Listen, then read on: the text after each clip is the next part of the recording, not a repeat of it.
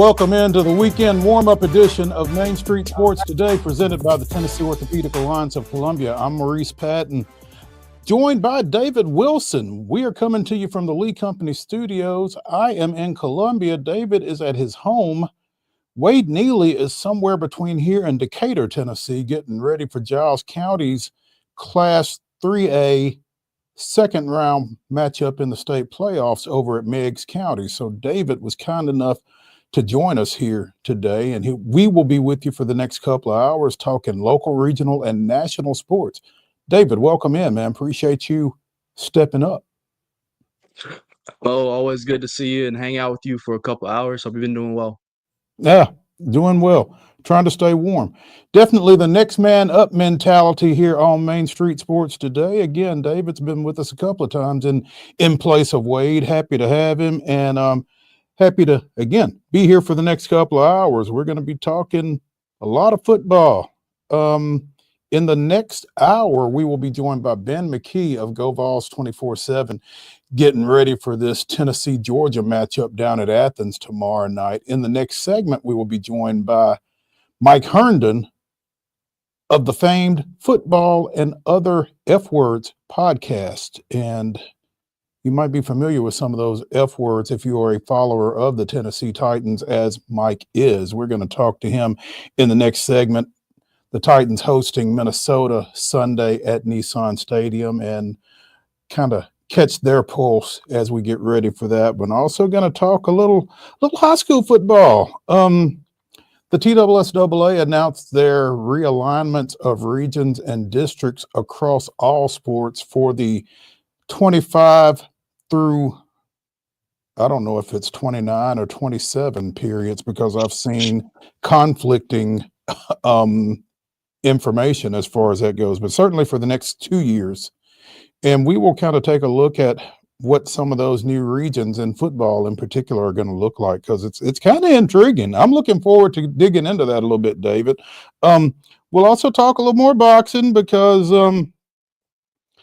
this Mike Tyson, Jake Paul thing is actually coming off tonight, and as much of a train wreck as it looks like it's going to be, it is the typical train wreck in that you don't want to look, but you can't help but. So we'll touch on that a little bit, among other things. So plenty to get into. Looking forward to doing so again here over the next couple of hours. So guess we should probably go ahead and get started, giving you yesterday's results and this weekend schedule on the rundown. This is the rundown. Is brought to you by Chip Walters of Exit Realty, Bob Lamb and Associates. The Blue Raider voice always wants to be your trusted advisor in real estate. Contact Chip at 615-542-1915 or through his website at choosechip.net. Chip Walters, proud to support youth sports across Middle Tennessee. Women's basketball action from Thursday evening. Vanderbilt with a 62-49 win over South Florida. Belmont defeated Kennesaw State 75-47. UT Southern with a 65-61 win over Faulkner. And Fisk won on the road at Oakwood 85-60. In men's action, it was Faulkner 67, UT Southern 62. Fisk completing the doubleheader sweep with an 80-63 win at Oakwood. On the ice, it was the Edmonton Oilers 3, the Nashville Predators 2, and in NFL action on Thursday night, Philadelphia came back for a 26-18 win over Washington. More on that here in a bit. As Mo mentioned, the TSSAA football playoffs continue tonight on the gridiron. We'll start things off with all these times being at 7 p.m. Central Time. We'll kick things off at Southwind, going up to Shackle Island to face Beach. Blaine Keller will be on the sidelines for that one. Grace Christian Knoxville making the trip over to Granny White Road for CPA. Pearl Cone making the trip to Chester County. Trinity Christian at Columbia Academy. I believe Mo will be on the sidelines for that one. Sycamore at East Nashville. NBA at Innsworth. Russell Vazzoni on the sidelines for that one.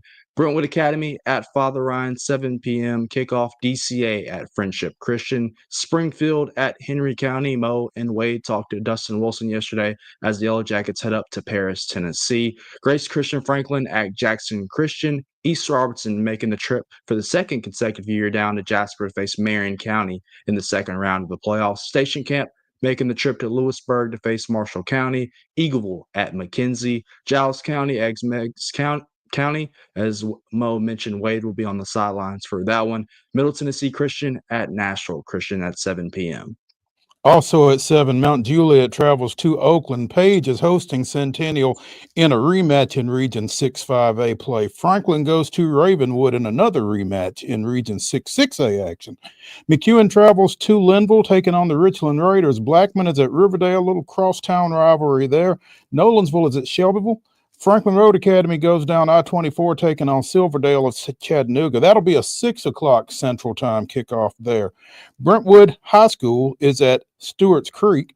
Battleground Academy goes to University School of Jackson. Monterey is at Westmoreland. Liberty Creek is at White House Heritage, all those 7 o'clock kicks. Boys basketball action. Zion Christian goes to Lancaster Christian. That is a 7:30 tip there. Women's basketball action beginning tonight. Tennessee State at Wright State on ESPN Plus. Austin P at Indiana State. That is a 6 p.m. tip also on ESPN Plus. ETSU making the trip over to Allen Arena at Lipscomb, 6 p.m. tip. Cumberland versus the Masters School up in California at 7 p.m.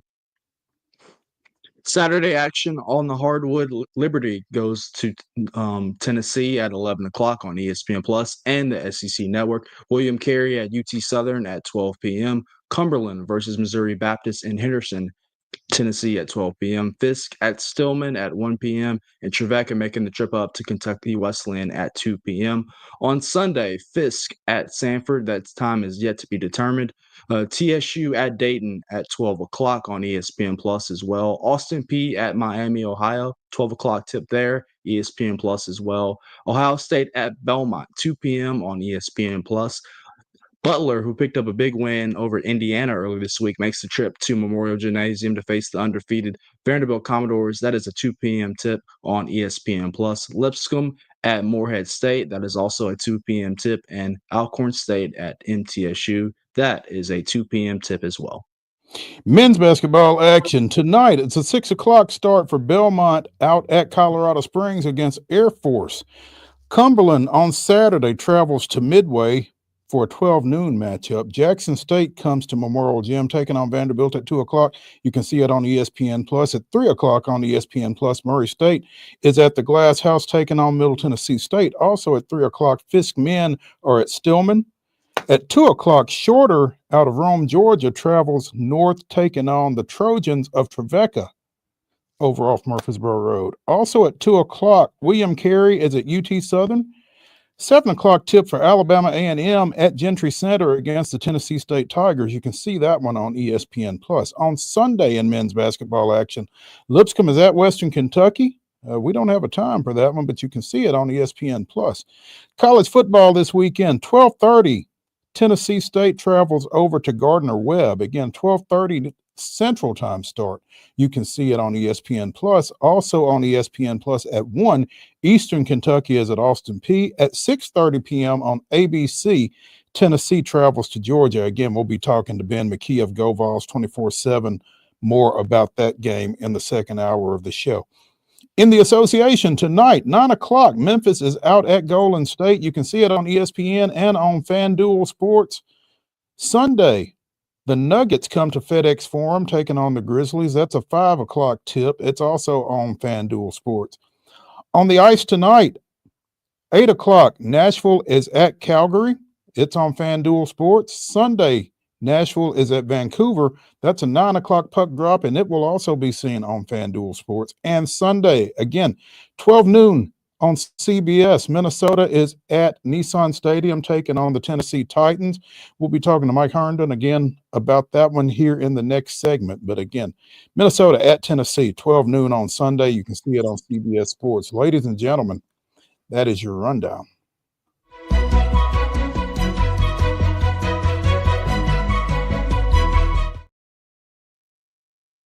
Your top story brought to you, as always, by the fine folks over at Piggly Wiggly in Neely's Mill in Columbia. Be sure and check out their delicious daily deli lunch items available from 11 a.m. until 6 p.m. Also, their hand-cut meats, and everything is cost plus 10% at the cash register. Piggly Wiggly, Neely's Mill, Columbia, bringing you our top story, and it comes from the NFL. As I got home from a function yesterday evening or last night, depending on your terminology. Washington was leading Philadelphia 10-6. I guess it was late third, early fourth. All of a sudden, Philadelphia rattles off like 20 straight points, and Washington is kind of powerless to do anything about it. Final Philadelphia 26, Washington 18 in a big NFC East matchup there.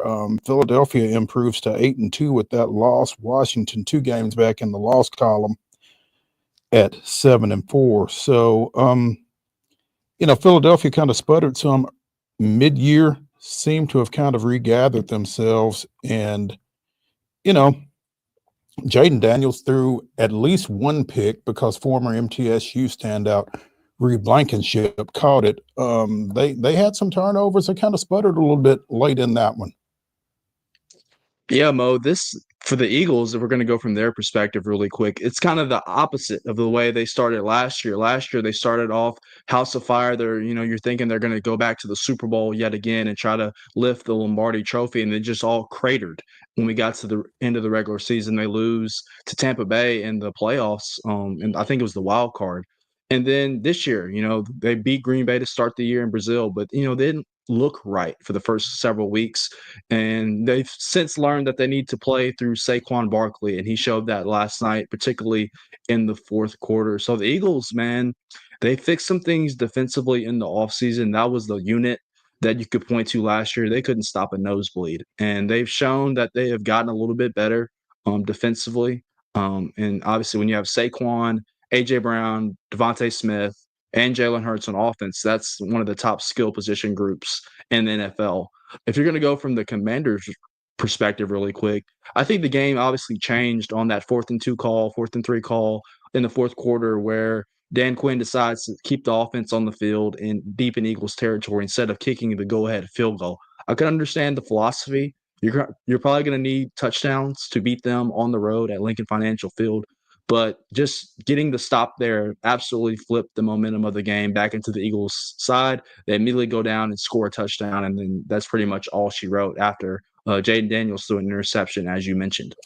Yeah, Washington was kind of cruising a little bit, man, and they, in retrospect, it kind of feels like they took advantage of a soft spot of their schedule, rattling off consecutive wins over Carolina, Chicago, and the Giants, but they've now dropped back-to-back, losing on Sunday Night Football to I'm sorry, it wasn't Sunday night, it was late Sunday afternoon against Pittsburgh, and then last night. So they've dropped their last 2 again to fall to 7-4. Philadelphia has run off 6 straight, and as you said, whatever was ailing them early on, they seem to have gotten straight, and Saquon been a big part of that, like you said, with a couple of fourth quarter touchdowns last night. Within 20 seconds, I guess so, yes.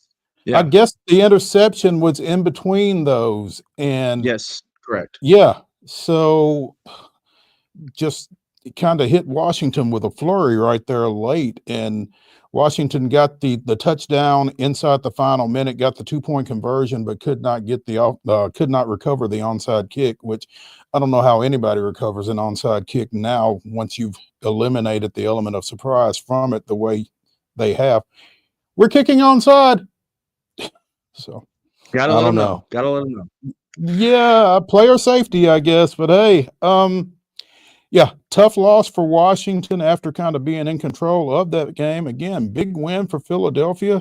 2 games up in the loss column now in the NFC East, and 2 games up on Washington and a boatload on everybody else because the Cowboys and the Giants are just kind of floundering. So I think you made a good point, Mo, on the fact that Washington took advantage of the easy part of their schedule, and you can't fault them for that. But if you want to play devil's advocate, they could have easily and probably should have lost to Chicago right there if that Hail Mary doesn't miraculously fall into their hands, and that's another loss in the column for them. Obviously, give credit to Jaden Daniels. I think he's the odds-on favorite right now. We both would agree for Rookie of the Year.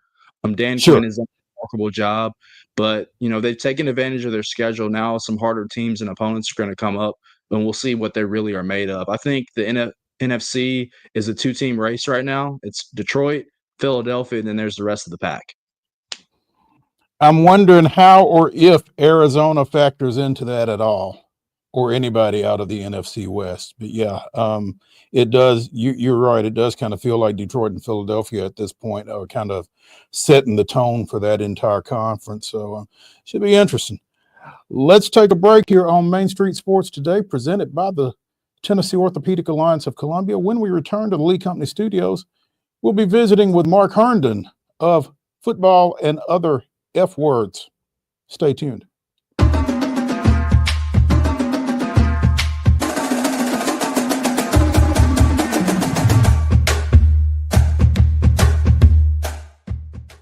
Whether you're an athlete or a weekend warrior, when it comes to your performance, don't settle for anything less than excellence. We're proud to announce that Mid-Tennessee Bone and Joint Clinic is now Tennessee Orthopedic Alliance of Columbia, where we are redefining sports medicine and orthopedics. Tennessee Orthopedic Alliance's team of expert sports medicine physicians understands the unique demands of your body. TOA Columbia specializes in personalized orthopedic care, offering state-of-the-art treatments for everything from sports injuries to joint replacements. Learn more at toacolumbia.com. Step into the Lionel retail store at Opry Mills, Nashville, and you'll be captivated by all the magic of the 123-year history of Lionel trains. Whether you're already a train enthusiast or just getting started, Lionel will energize your love for trains. NASCAR fan? Come check out your local Lionel station to learn all there is to know about model trains and die-cast NASCAR collectibles. Visit nashville.lionel.com or call 615-455-9399. So Busy Bee is a very close-knit family. We fight just like every family does. We have arguments, but we always come out with a solution to the problems. We don't just fight about what we want, we fight about what customers need. We want to make sure that every customer we go to is more than satisfied. And that doesn't just start whenever we show up at their door, that starts when we show up every day at work. We want to make sure that we are serving our customers to the best of our ability. Custom Stone Handler supplies over 600 distributors and suppliers with quality stone products. Along with River Stone, we produce and distribute over 100 building, landscape, and other bulk products. Our goal is to provide quality products, service, and partnerships to ensure our customers' success. We firmly believe that the measure of any person or company is how they treat other people and customers. Give them a call at 931-490-4990 or visit CustomStonehandlers.com. With Lee Company technology, the best handymen are hands-off. Lee Company techs have been using visual findings and other smart technology tools for years to add transparency and virtually take customers along. You see what we see, whether we're in a crawl space or on a roof. With Lee Company, technology helps us help you, no matter what's happening in the world or at your house. He shoots, and he scores!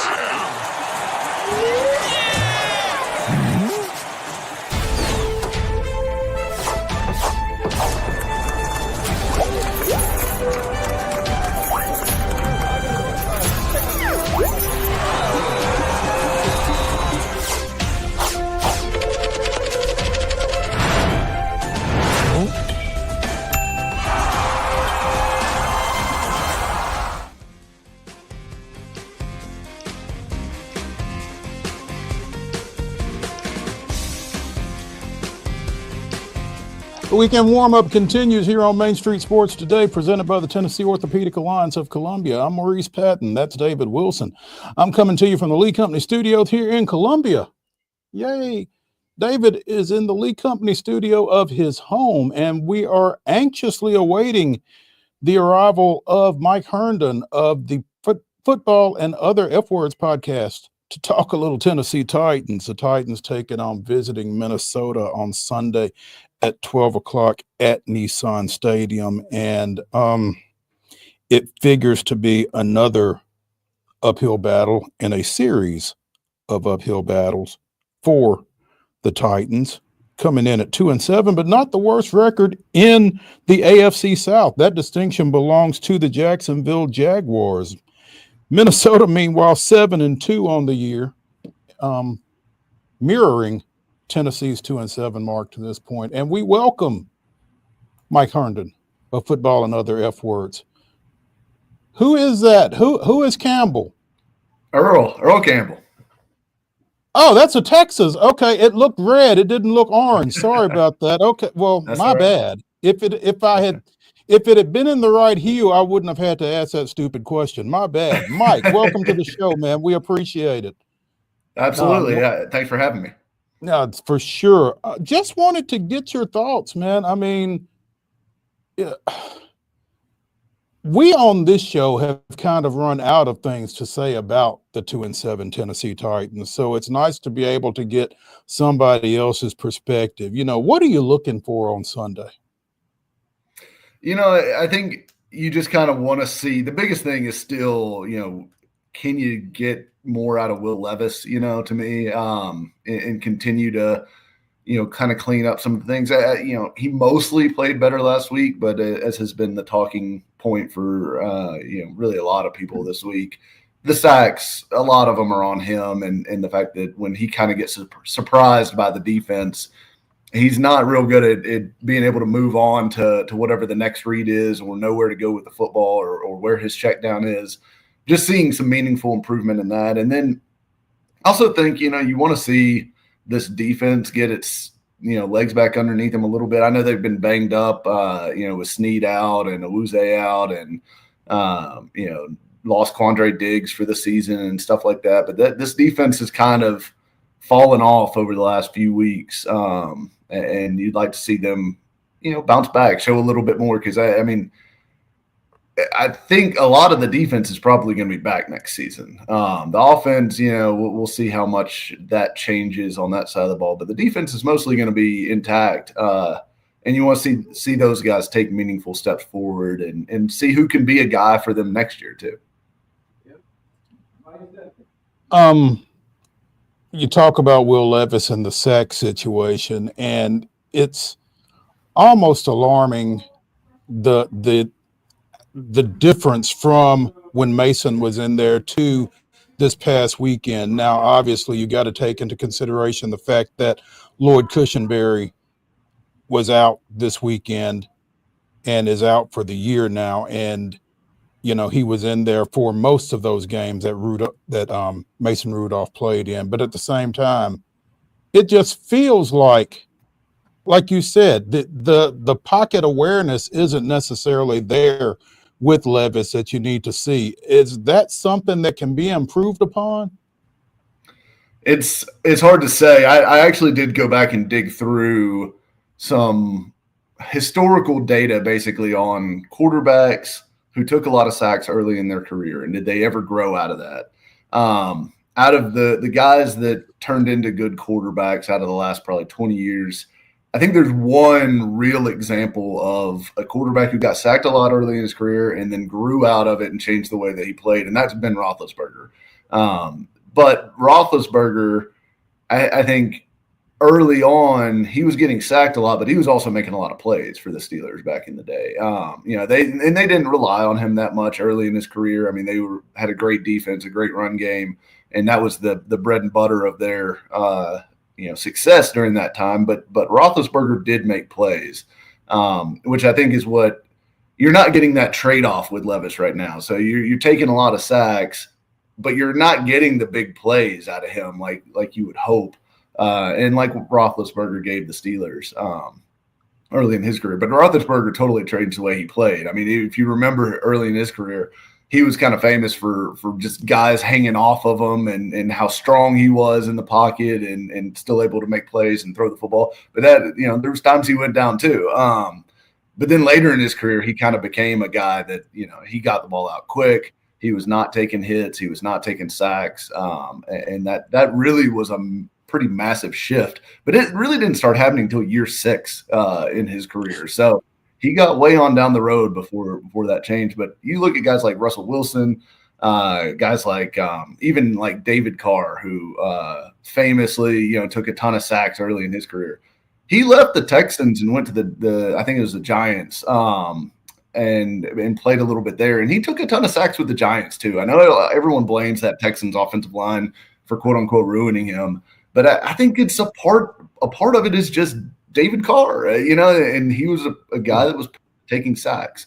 Levis has been a guy that's been prone to taking sacks, and that goes back to his time at Kentucky too. Right. So I think that's something that's likely to stick with him. And the question becomes, can you get enough of the big plays from holding onto the football a little bit more than you probably should to offset that damage that you take? Because right now he's taking a sack on basically 1 out of every 8 dropbacks. That is not sustainable for an offense because it kills drives. I mean, the amount of times you see drives continue after a sack happens, it's extremely small. Like the studies have shown that the damage a sack does, it basically is a drive killer. And so you got to quit taking so many of those. And if you're going to take more than average, you've got to offset it with some big plays. Without question. And you said that Roethlisberger didn't really show a turnaround until his 6th year. Quarterbacks aren't getting 6 years. No, they're definitely not. And yeah, that shouldn't be the expectation with Levis that they should be that patient with him, because you got to sign a contract, right? And the way quarterback contracts work now, it's, if you're going to pay the guy, you got to pay him whatever the market rate is, for these crazy, $50 million, $60 million a year deals that these guys get now. So, there's a few that fall in between, like the Geno Smith contracts and stuff like that. But you're still, if you're paying a starting quarterback who you think's, maybe your guy, you're paying him $30 million plus. And obviously the Titans should not be doing that or thinking about that with Levis at this moment. But I can't see them being anywhere close to that patient at this point with Levis. And again, he's not doing what Roethlisberger did for the Steelers, early on, which is make those big plays. Yeah. Mike, we've talked about some bright spots on this Titans team as well. If you want to look at it, that rookie class in particular, Jarvis Brownlee in the secondary, Tavondre Sweat in the interior of the defensive line with Jeffrey Simmons, and obviously J.C. Latham, showing that he can be a cornerstone tackle for this team. Just kind of talk about those 3 guys and what they've shown you so far through really half a regular season. Yeah, I think all 3 of those guys are guys that I'm excited about right now. You've got Latham, who has been a really pleasant surprise in the sense that I thought he was going to be good, but I didn't think he'd be this good at pass protection this early and showing some of the kind of advanced hand techniques that he has early on. I mean, this is a guy that you can see getting better week in and week out. And you can see him picking up stuff from Bill Callahan, who, I think he seems to be taking coaching well, and Bill Callahan is obviously a good one to get the best out of talented guys like J.C. Latham. So Latham to me is on the fast track. I mean, he's already, probably their best offensive lineman. And he's only going to go up from here. I mean, that guy is extremely talented, and I think they're set at left tackle for the next 10 years, basically. Tavondre Sweat has cooled off a little bit over the last 2 or 3 weeks, but I think I shared this on Twitter earlier today. He's taken up a lot more attention than what Tier Tart did or what some of these other nose tackles that the Titans have played next to Jeffrey Simmons have. And you're seeing that in the Simmons single team rate. So his double team rate is going down. His single block rate is going up. So he's being left alone one-on-one more often, and you're seeing him make a little bit more impact as a pass rusher, especially. But he's been good in the run game all year. But I think Sweat's impact and the fact that he is tough to block on the inside, even if he's not making a ton of plays, which I never expected him to make a ton of big splash plays. That's not really his game. He is a immovable force in the middle of that defense, and he's going to take up multiple blocks because if you single block him, he is going to destroy that run play or get into the pocket and push your guards around. So I think he's played well, and again, he looks like a guy whose arrow is pointing up to me still, even after a few colder games from him over the last few. And then Brownlee, kind of the same thing. He's cooled off a little bit after that hot start, but you see the feisty mentality. You see the physical nature that he plays with. I love that in a corner. I think he's got the skill set to play at a high level. You see him making plays on the ball. He's aggressive. Love everything about that guy right now. And look, some of the mistakes and stuff like that will get cleaned up as he gets more reps under his belt and gets used to playing in NFL defense. But I think, again, I think he's a starter. I think you've got 3 long-term starters out of that group, which is a great class, frankly. I mean, if you get 3 long-term starters out of any draft class, you're doing really well. You guys mentioned Will Levis, and we'll revert back to him really quickly. He has a challenge this week facing Brian Flores, defense that masters in disguise, a defense that I think leads the league in takeaways, if you can correct me on that if I'm wrong. But just kind of talk about that challenge for him, and is this weekend's result strictly on Will Levis's play versus that defense? Yeah, this is a tough matchup for the Titans, given what their struggles are, both the Levis and the offensive line, and I think it's a tough one to be totally honest. Flores' defense is extremely unique. He throws a lot of blitzes at you that other guys don't use. He's very creative. And this defense is really not like any other defense. This is a kind of one-of-one defense that you're going to have to face. And without having a quarterback who is good at being able to handle pressure, I mean, Flores confuses and baffles experienced veteran quarterbacks, right? Like it's not going to take a much for him to beat Levis, I think, in this game. And I think the stat you mentioned about the turnovers, they are creating 1 out of every 5 drives against the Vikings defense ends in a turnover, which is a crazy rate. To put that in perspective, 1 out of every, I think it's 20 drives for the Titans defense ends in a turnover. So they're like 4 times more likely to create a turnover on any given drive than what the Titans are. It's going to be a tough game, I think, for the Titans on that side of the ball. Now, on the flip side, I think the Titans defense, may be okay against Sam Darnold, and the Vikings offense has really taken a step back ever since they lost their left tackle, Christian Darrisaw, who's a very good player, a few weeks back. So I think that side, you might be able to keep yourself in the game if your defense can play pretty well against Justin Jefferson and those guys. But it's a tough matchup for the Titans. I'm not feeling great about this one for the home team.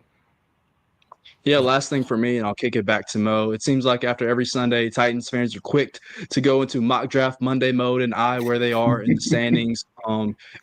I guess the first part of the question is this: is there anything that Will Levis can show you over this last half a season that makes him the starting quarterback going into next year? And then secondly, if he is not the guy, do you have to go quarterback in the top 5 if you're picking that high, or is tackle, which has obviously been a problem, specifically on the right side for this team, a bigger issue moving forward? I would say for the Levis part of this, I think for Levis for me to feel like he was the guy, I mean, it would have to be a very special end of the season here from Will Levis. I mean, he would have to go on a run that made you go, wow, like nothing we've never seen before from him, basically. So like the Falcons game, but over and over and over again here. But even still, I think part of the trouble with Levis that I keep coming back to is it's the injury part of it, because he is a guy he was hurt his last year at Kentucky. He was hurt last year. He's been hurt this year. If you're a starting quarterback in the NFL and you can't stay on the field for 17 games, I mean, you're going to fall apart pretty quickly, because these backup quarterbacks are generally not good.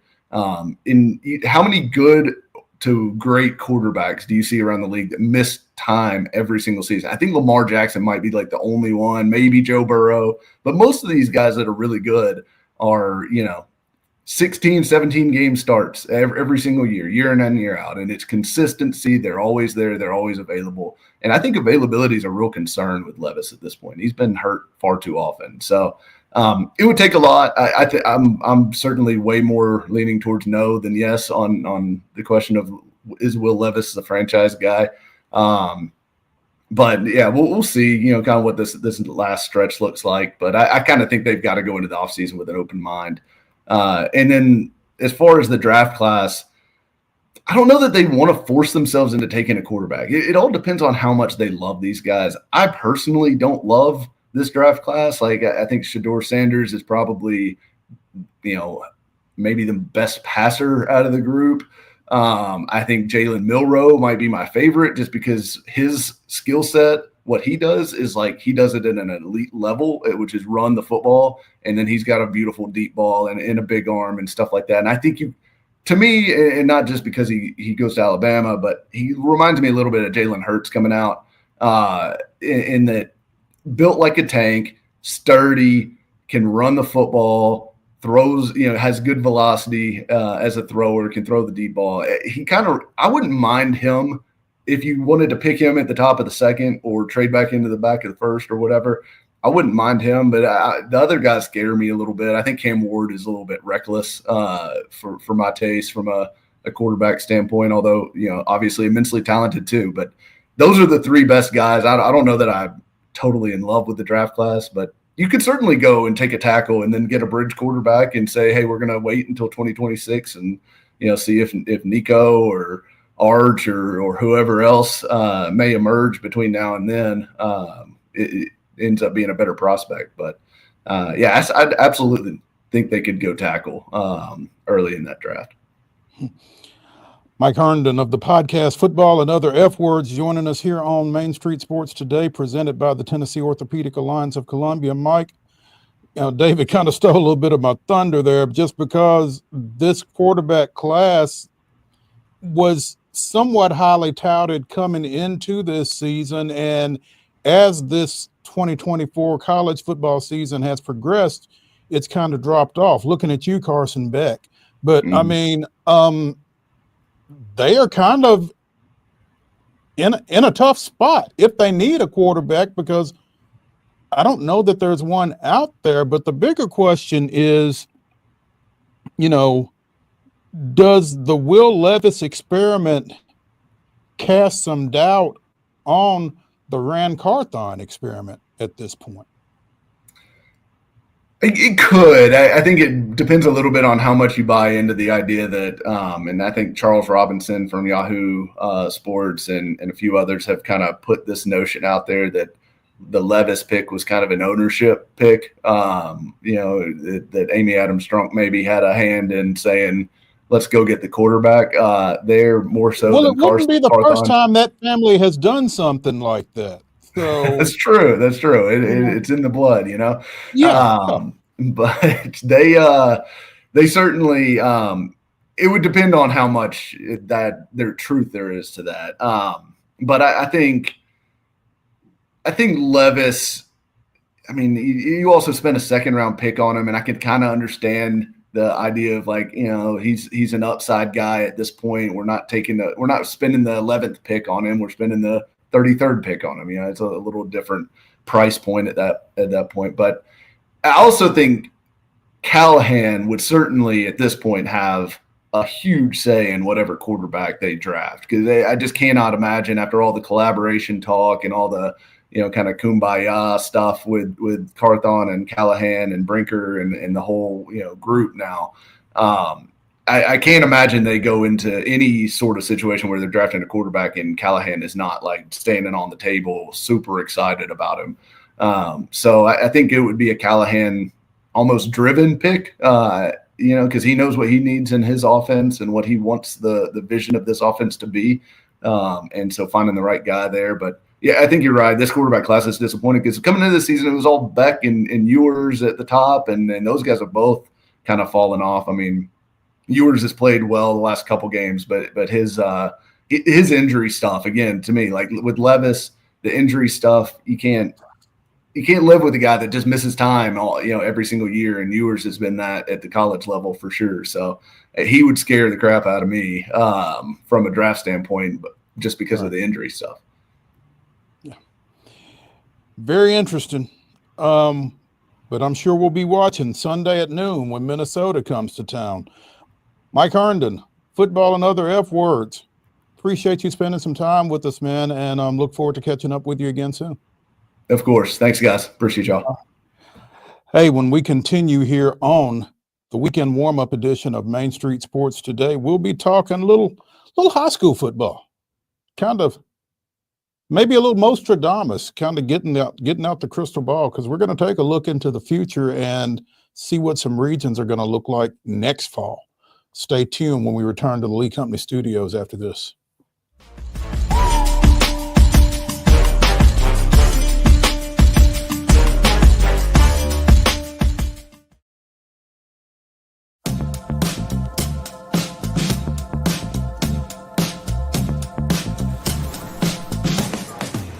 Do you want to be a bad man? Yes, you do. Do you want to taste sweet salvation underneath the summer moon? Do you need another hand now? Yes, you do. Go see Miss Josie down on Columbus Avenue. All right, Columbus Avenue. At Delta Dental of Tennessee, we know our success begins and ends with providing superior quality service, and that includes serving those who need it most. This year, we're celebrating 25 years of giving back to the community we call home. Delta Dental, along with our Smile 180 Foundation, supports Tennessee's dental colleges and oral health education, children's hospitals, free and reduced cost dental clinics, and other like-minded charities. Here's to the next 25 plus years of ensuring healthy smiles. So Busy Bee is a very close-knit family. We fight just like every family does. We have arguments, but we always come out with a solution to the problems. We don't just fight about what we want, we fight about what customers need. We want to make sure that every customer we go to is more than satisfied. And that doesn't just start whenever we show up at their door, that starts when we show up every day at work. We want to make sure that we are serving our customers to the best of our ability.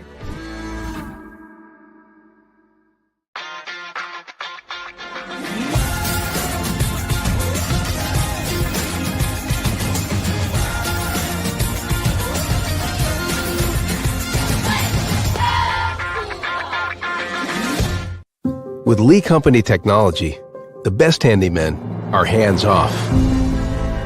Lee Company techs have been using visual findings and other smart technology tools for years to add transparency and virtually take customers along. You see what we see, whether we're in a crawl space or on a roof.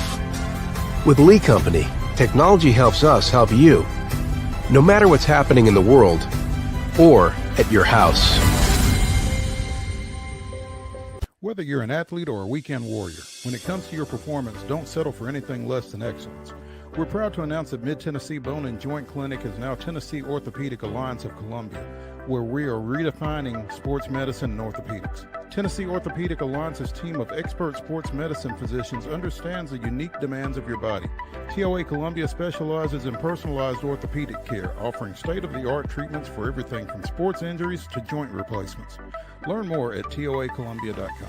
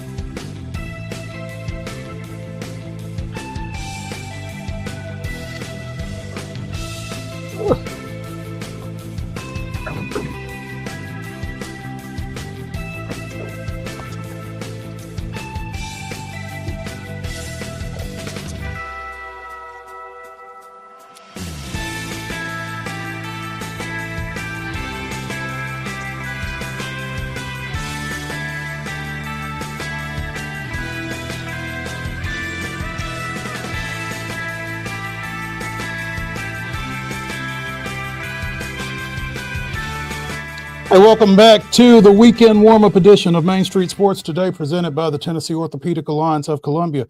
That's David Wilson. I'm Maurice Patton. We're going to talk a little high school football, particularly 2025 high school football.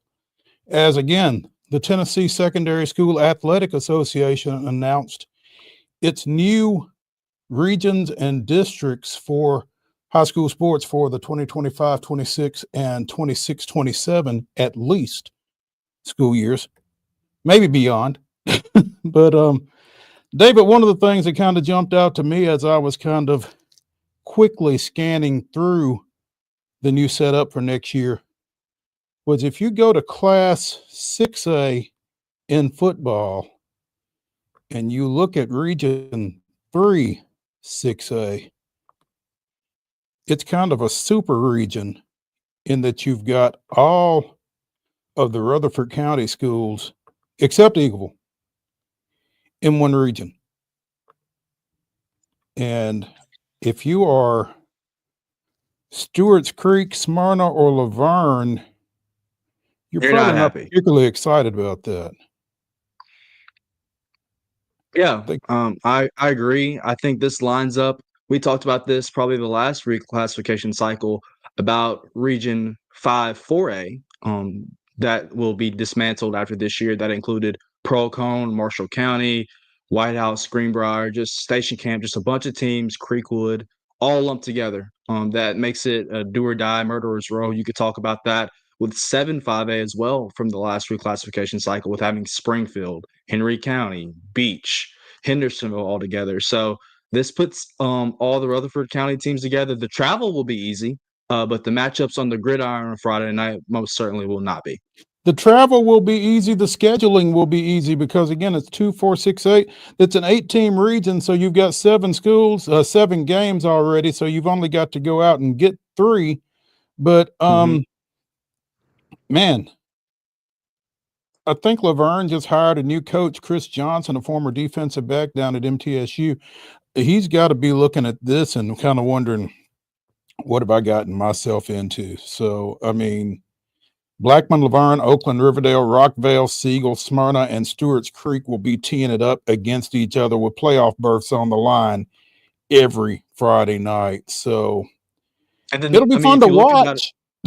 It would be. And the opposite side, if you think about who they're going to line up with in the playoffs, you got Gallatin, Green Hill, you have Cookeville. So there's some good teams. Wilson Central, obviously Mount Juliet, it's a really good program, all paired together. So if you even just think about if you make the playoffs, making it out of the quarterfinals will be hard. In particular, trying to get to a semifinal game and eventually maybe a Class 6A championship game as well. There's a lot of takeaways that you can take away from this from any team's perspective. And not a lot of teams are happy. I know one in particular in Robertson County is not very happy about their draw and just the travel that is involved with it as well.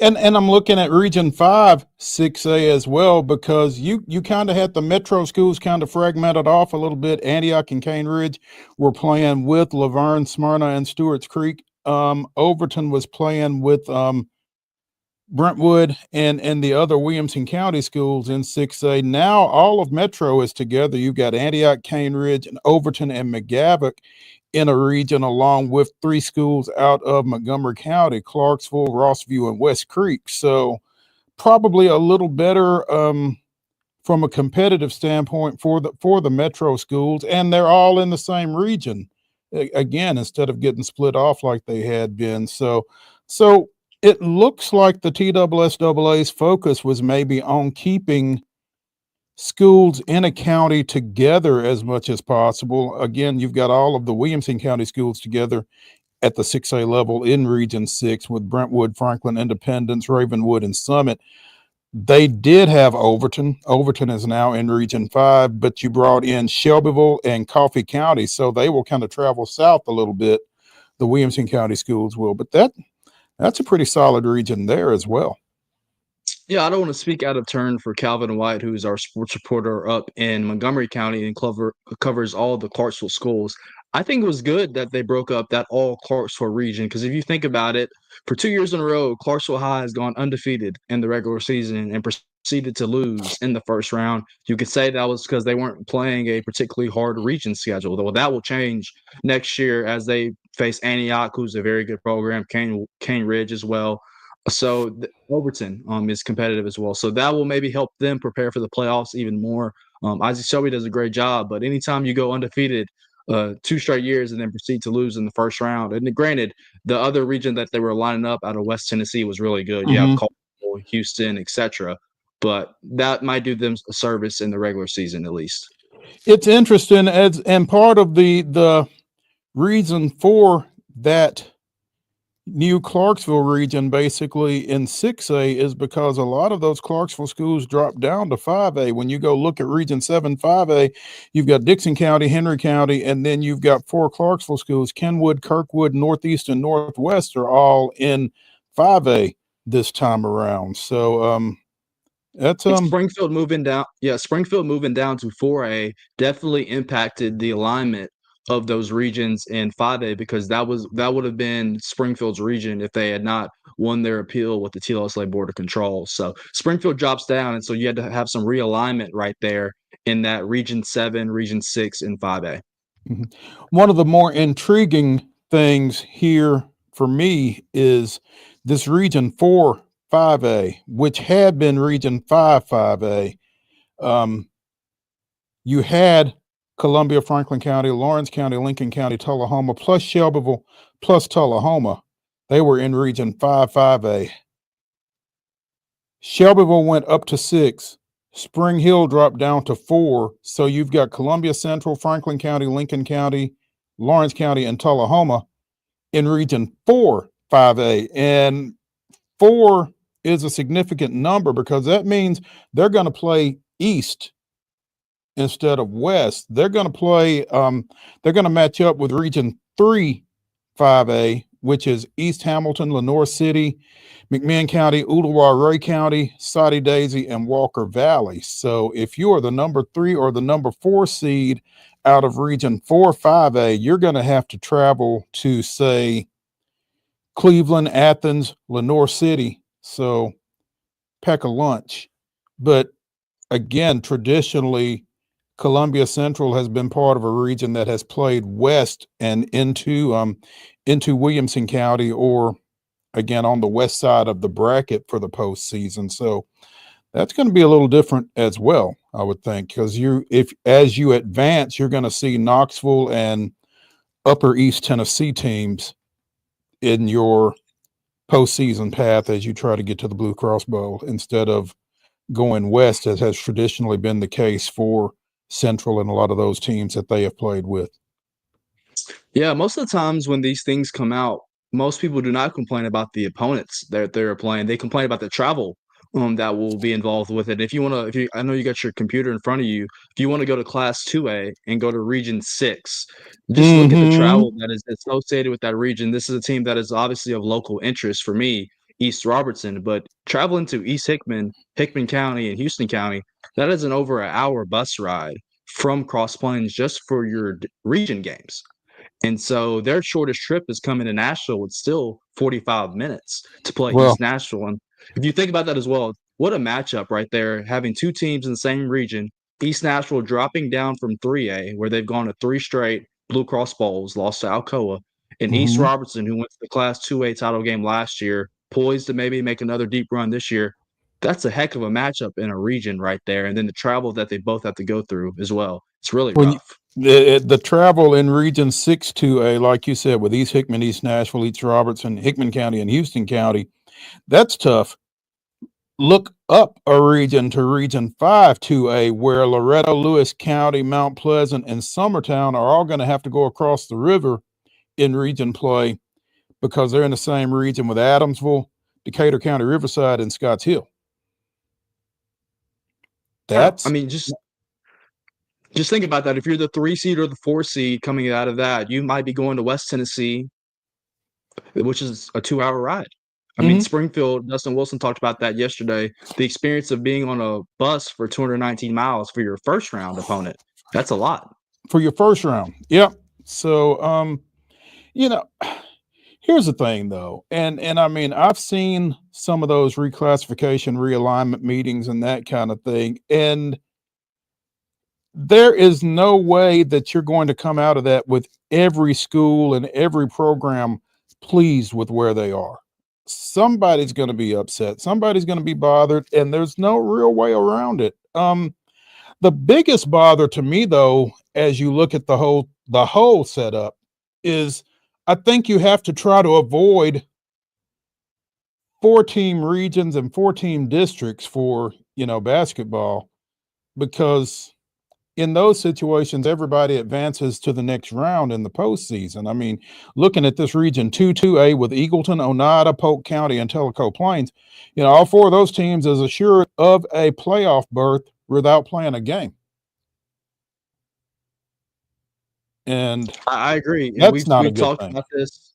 We've talked about this, just as a group of sports writers that, having a team in a 4-team district, they're automatically guaranteed to go to region as well.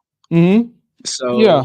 and just the blowouts that seem to happen in the first round of the region tournament, most of your games are not very competitive because you're still weeding out the teams that maybe do not have the resume to be there per se. Yeah.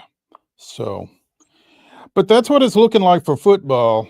Didn't really If I get can into make one more note in football before we move on, Mo.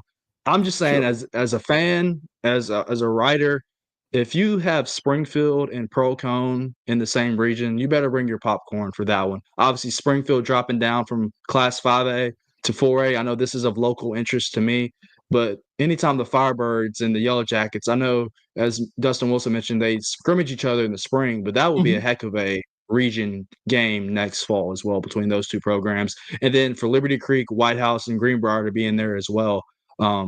Dustin Wilson mentioned the scheduling part. He loses a game, but that is a strong and going to be a competitive region as well. You gotta hope that Pearl Cone Springfield game is week 11. You got to, because I mean, with all respect to Greenbrier, Liberty Creek, and White House, you kind of feel like that is your region championship matchup right there. So. We'll see how it's a it fight plays for out. 3rd and 4th, though. You don't want to discount those programs. Those Greenbrier, Liberty Creek, and White House, they're about even. So it is a fight to make the playoffs in that one as well. Obviously, one team will miss. So. Yeah. Hour number 1 of the weekend warm-up of Main Street Sports today, presented by the Tennessee Orthopedic Alliance of Columbia, is in the books. When we come back to the Lee Company Studios for hour number 2, we'll jump into the grab bag, see what we can come up with. Stay tuned after the break.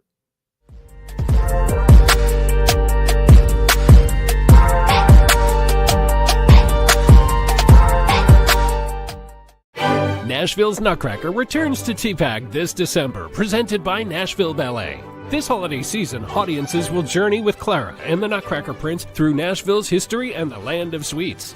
Tickets at NashvilleBallet.com. Hi, I'm Dr. Vilay Saisuka, CEO and founder of Premier Foot and Ankle Centers of Tennessee here in Murfreesboro. We offer foot and ankle care from ingrown toenails to diabetic foot wounds. We also fix ankle fractures and things like that. Call us today to schedule an appointment. We look forward to seeing you. Because here at Premier Foot and Ankle, we believe that the journey begins with happy feet. Whether you're an athlete or a weekend warrior, when it comes to your performance, don't settle for anything less than excellence. We're proud to announce that Mid-Tennessee Bone and Joint Clinic is now Tennessee Orthopedic Alliance of Columbia, where we are redefining sports medicine and orthopedics. Tennessee Orthopedic Alliance's team of expert sports medicine physicians understands the unique demands of your body.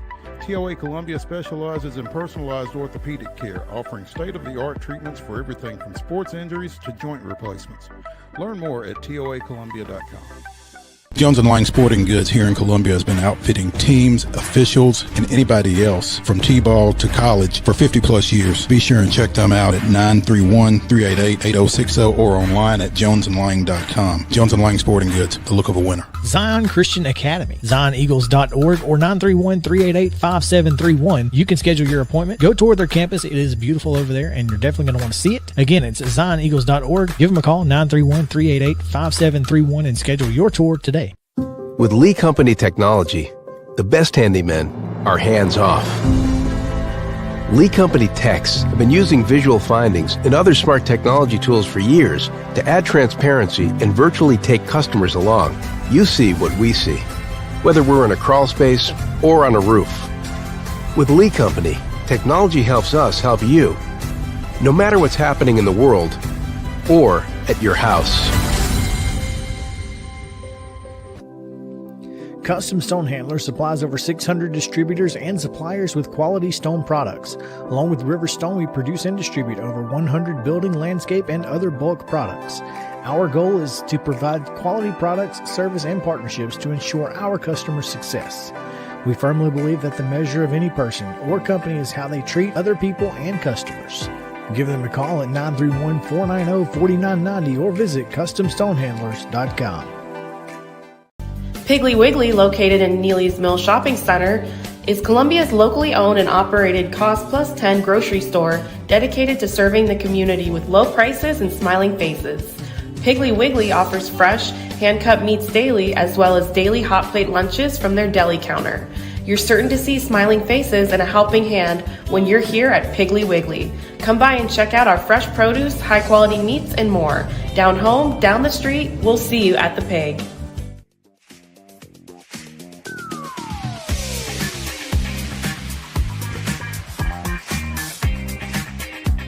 Hour number 2 of the weekend warm-up edition of Main Street Sports Today, presented by the Tennessee Orthopedic Alliance of Columbia, starts right now. I'm Maurice Patton. That's David Wilson. I don't know about y'all, but I'm ready for the weekend. But there is a little boxing event down in Texas tonight. And, you know, as we've talked about, I don't know if you're going to watch it or not. I don't know if you should watch it or not. It's kind of got some concessions around it. They're using heavier gloves. They're boxing shorter rounds. But 58-year-old Mike Tyson is taking on 31-year-old Jake Paul. And Tyson got a little feisty during an event leading up to the match yesterday. Mark, do you have that?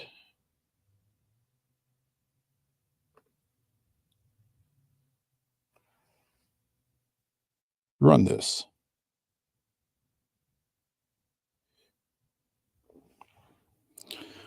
Apparently, apparently when Paul stepped up on that stage, he stepped on Tyson's foot.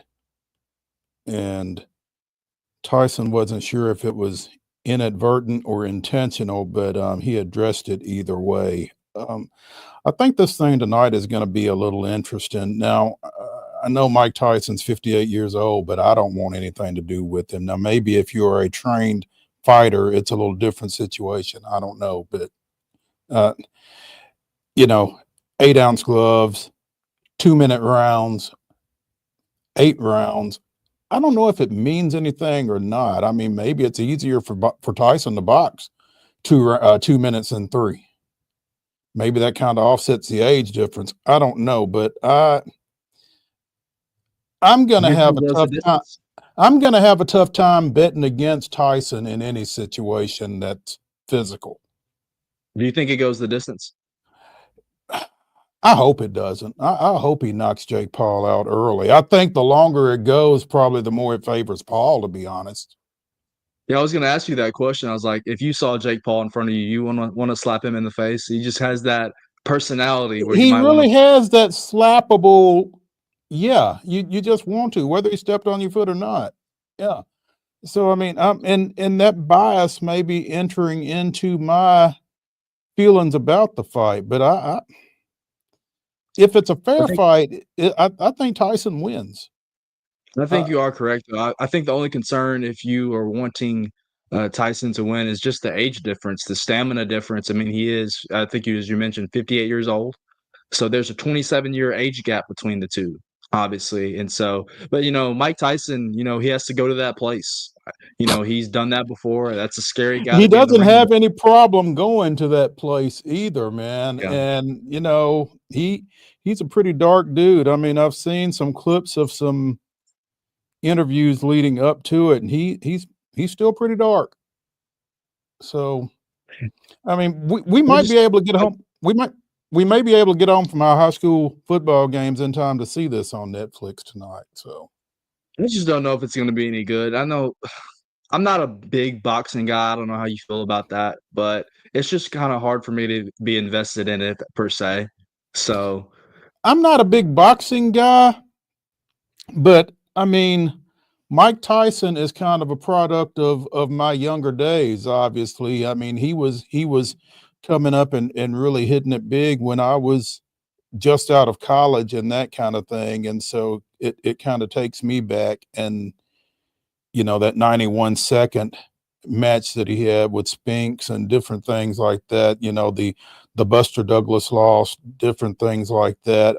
It's just kind of remnants of my youth, and I'm still fascinated by him. I'm not a big boxing fan, but I'm fascinated by Mike Tyson. So well said.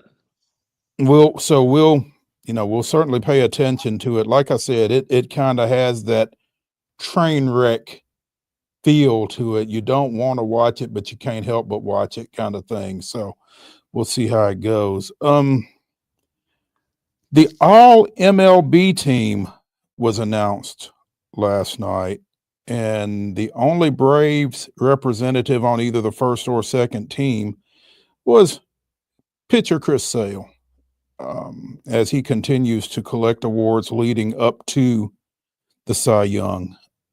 He was one of 5 first team starting pitchers, along with Tarek Skubal, Paul Skeens, Zach Wheeler, and Corbin Burns. Wade's Astros were represented by Jose Altuve and Jordan Alvarez and Framber Valdez, all second team selections. Nashville's Mookie Betts was a first team outfielder after starting the year as a shortstop. The Dodgers also had Teoscar Mendez on the second team, and obviously Shohei Ohtani as first team DH. So I do not want to hate on our Nashville area athletes. Obviously, Mookie Betts is who he is. Does he not get penalized a little bit for missing 40 or 50 games, I believe, with injury and playing shortstop? And you listed him as a first-team outfielder? I think when he did play, he overcame He was just that good. He's just that good. Yeah. And I mean, I think if he had played the whole season at shortstop, he'd have probably made it at shortstop. And I was really perturbed when, they announced over the offseason that they were going to move him from the outfield to second base. And then in spring training, they said, well, instead of second base, we're going to have him play shortstop. I just thought it was a big ask. But at the same time, I know that he's going to do whatever he has to do to be elite wherever he plays. So, and the Dodgers know that too. If I'm correct, I believe they're asking him to move back to the infield again. Yeah, well, the narrative is that the infield is less of a toll on him than the outfield, and so they want to, reduce the physical ask of him because he is so vital to their success. And to be fair, when you look at what they've had at second base and at shortstop, I mean, Gavin Lux doesn't exactly blow you away. So that is why they're in the market for one Willy Adames, I fear. It seems like everybody is in the market for Willy Adames, and it almost kind of scares me with as much attention as Adames is getting. Is he that dude? So, and as I'm looking at an article here on MLB.com right now, a number of teams are looking at him as a third baseman, I guess because of the power aspect of his game.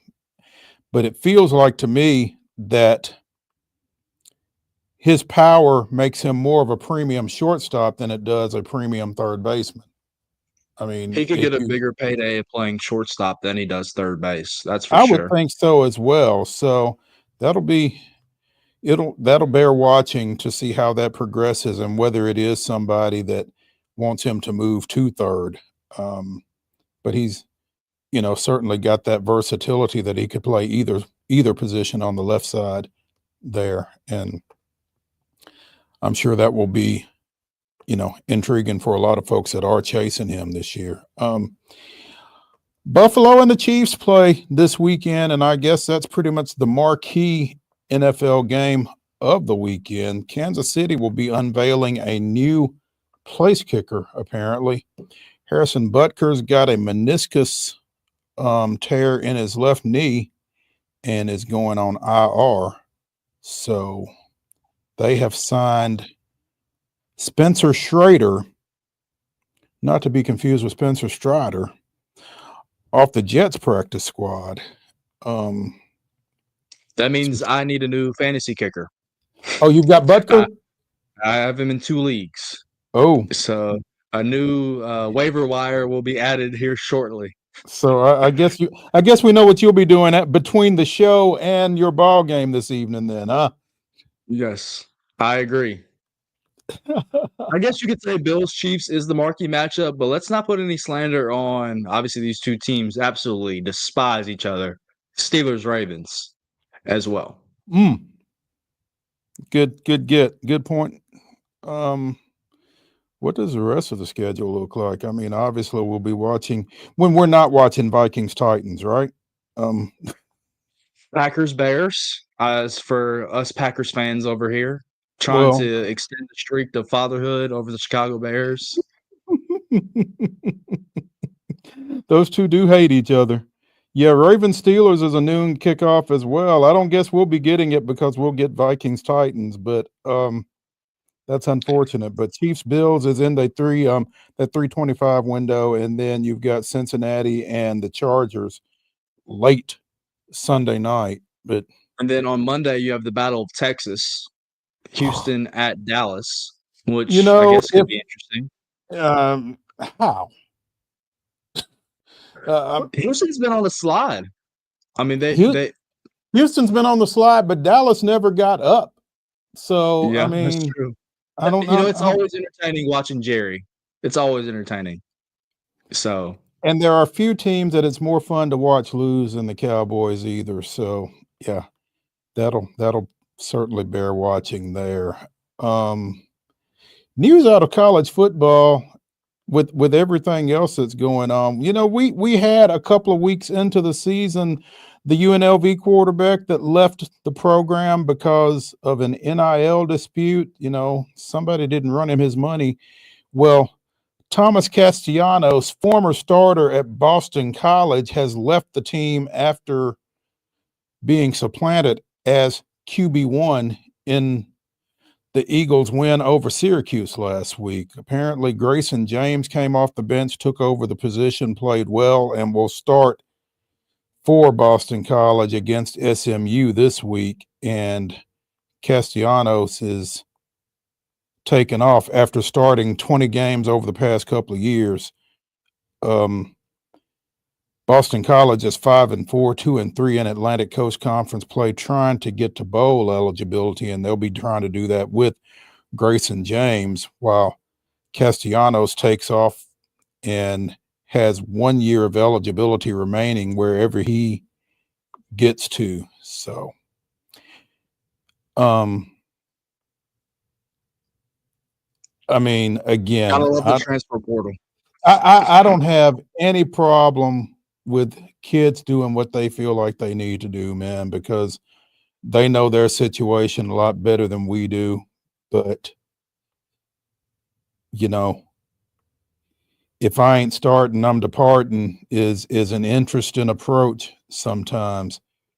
This guy coming out of the Georgia high school ranks, he had offers from Florida State and Kansas, but wasn't recruited very heavily as a quarterback. But this time around, coming out of the portal, he may be a little bit more marketable again with 20 starts at Boston College over the past 2 years. So that'll kind of be something to keep an eye on, I imagine.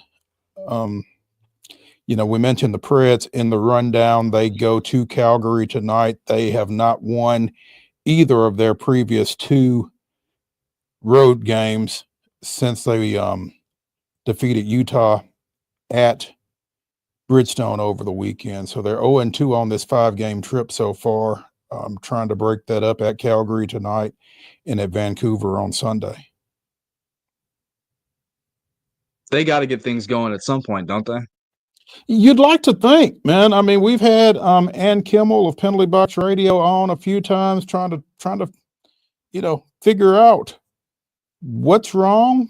Just again, all of the acquisitions that they made over the off season, you felt like they were going to, put themselves in position to make a postseason run. They're 5-9-3 right now, and again, they've lost their first 2 games of this road swing, which means that they've lost 5 of their last 6 now. And it feels like the new guys should have had enough time to really kind of meld into Andrew Brunette's system and get used to their new teammates and that kind of thing. And it just feels like they should be in a little bit better place than they are right now. Again, they've got the Flames tonight. They go to Vancouver, and then they finish up Wednesday at Seattle before coming home against Winnipeg. But yeah, you're right. It feels like they've got to get something going here pretty soon, or they're just going to put themselves in a position that they're not going to be able to dig out of. Yeah, I mean, last year they went on that incredibly long hot streak. I just don't know if you can depend on that. You can't. Year after year. You have to find some consistency at the early part of the regular season to set yourself up for the playoffs, So I agree. Yeah. We'll keep an eye on that over the weekend, among other things. Let's take a break here from the weekend warm-up edition of Main Street Sports Today, presented by the Tennessee Orthopedic Alliance of Columbia. When we come back to the Lee Company studios, we'll be talking to Ben McKee of Go Vols 24/7 about UT Georgia tomorrow night. Stay tuned.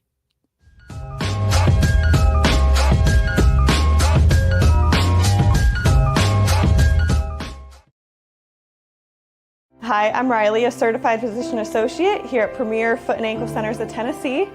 We have a couple locations, Murfreesboro, McMinnville, as well as Franklin. We treat people of all ages. We're excited to get you back on your feet and hope we can help you today. Call us today to schedule an appointment. We look forward to seeing you. Because here at Premier Foot and Ankle, we believe that the journey begins with happy feet. He shoots, and he scores!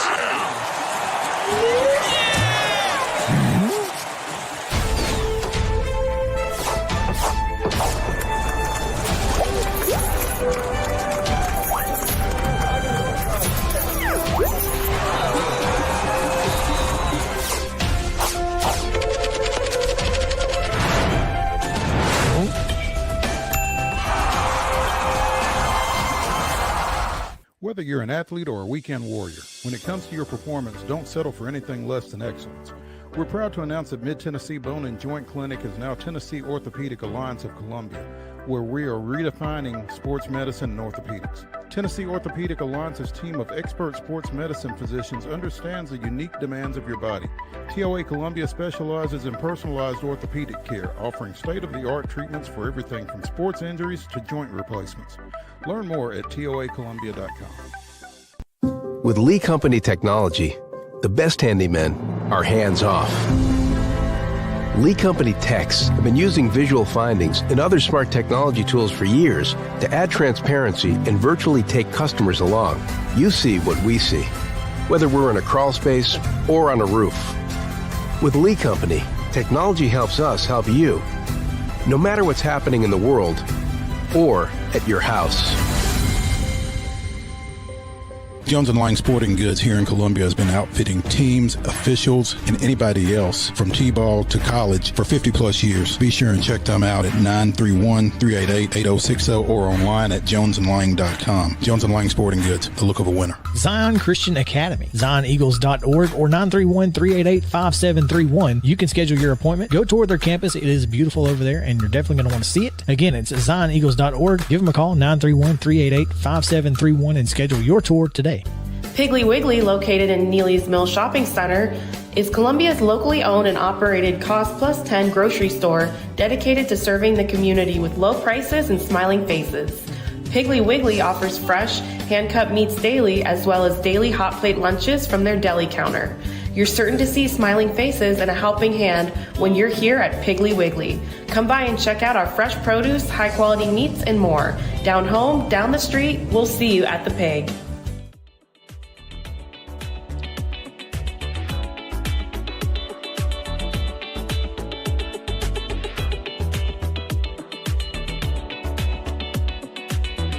Welcome back into the weekend warm-up edition of Main Street Sports Today, presented by the Tennessee Orthopedic Alliance of Columbia. I'm Maurice Patton. That's David Wilson sitting in for Wade Neely, who is somewhere between here and Decatur, Tennessee, getting ready for a second-round playoff matchup between host Meigs County and the Giles County Bobcats. So David and I are now pleased to welcome Ben McKee of Go Vols 24/7, talking a little UT Georgia. Ben, what's happening? How are you all? We're doing well. How about you? Doing well. Excited for the weekend. Big football game, essentially a college football playoff game, and going to be a great college football environment. So I'm excited to get down to Athens tomorrow and learn a lot about this football team. It should be interesting, especially as we learn that Trevor Etienne is expected to not go for Georgia, and Nico Iamaleava is expected to go for Tennessee at this point. At this point, there are more positive signs than not. I don't think that it's 100% official until he officially trots out onto the football field, just because concussions are very weird. You can feel good Monday, Tuesday, Wednesday, and then the symptoms pop up out of nowhere. As far as a week removed, I think anybody who's dealt with a head injury or a concussion has kind of dealt with the emotions of the roller coaster that a concussion puts you through, and the symptoms and things of that nature. So there are a lot more positive signs than negative signs, obviously. The fact that he has been practicing, he is, I wouldn't say he's been 100% participant in practice this week, but he has participated the majority of the time. And the most important note is that he did go through some team stuff in the middle of the week, which was significant in my opinion. And for somebody who may or may not have had a bad concussion, I know that was a buzzword going around this week, to be at practice and they're piping in crowd noise through those speakers. If I was dealing with a concussion, I'd rather be in a dark room and in a quiet place than having to deal with those loud speakers blasting in front of me. So a lot of positivity in regards to Nico, but it truly is questionable up until kickoff. I think we'll see him out there, but he's still going to have to make sure that he could pass his concussion protocol on Saturday going into the game as well. There was the video from Rick Russo on Twitter a little while ago of him getting on the team bus. There's just been a lot of positive signs that would indicate that he is going to play this week. But again, won't be 100% official until he actually trots out there after kickoff. Yeah, and Tennessee needs all the help they can get going into this Georgia game. It feels like because it feels like Tennessee hasn't played their best game yet. No, not all three phases of the game together at once. The defense has obviously played tremendous football this year. I know that you know that, but you haven't quite got that dynamic offensive performance to pair with the defense. And, Josh Heupel doesn't even need this offense to get to the 35, 40-point mark that we're used to seeing his teams get to. If it can just get to the 27, 30-point range, and you pair that with this defense, I mean, who in the country's beating Tennessee? I mean, they're truly – I think they're already a national title contender because of what the defense can do for you and your ability to run the football with Dylan Sampson. But if the passing game could click the way that it seems to have the potential to still do, even if it is midway through November and you're kind of who you are at this point, if it can just average, around that 30-point mark, game in, game out with that defense, I mean, teams are going to have a tough time knocking Tennessee off. So they have not played their best football offensively. I do think that Nico Iamaleava was terrific against Kentucky and should have ended up with around 400 yards, 4 touchdown passes, or maybe it was 3. I can't remember. But you had the 2 drop touchdowns, Chris Brazzell in the end zone when he dove, Chad Nimrod dropped one over the middle of the field that should have been a walk-in touchdown.